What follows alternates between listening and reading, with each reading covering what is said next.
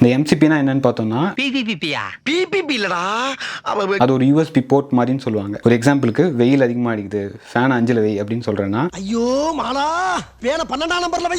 இப்போ நான் இது ஒரு சேட் பாட் கிட்ட சொல்றேன்னா, இந்த சேட் பாட்டை ஃபேனோட கனெக்ட் பண்றதுக்கு ஒரு போர்ட் வேணும் இல்லையா, அதுதான் இந்த எம்சிபின்னு சொல்றது. இந்த எம்சிபி வழியா நம்ம நிறைய விஷயத்தை கனெக்ட் பண்ணலாம். இப்போ இதில் இந்த ஃபேனுங்கிறது ஒரு டூலு. ஸோ இந்த மாதிரி டூல்ஸ் நிறைய கனெக்ட் பண்ணலாம். அடுத்து டேட்டா சோர்ஸுங்கிறது கூகுள் டிரைவ் இல்லை SQL data base, MongoDB, notion, இதெல்லாம் டேட்டா சோர்ஸு.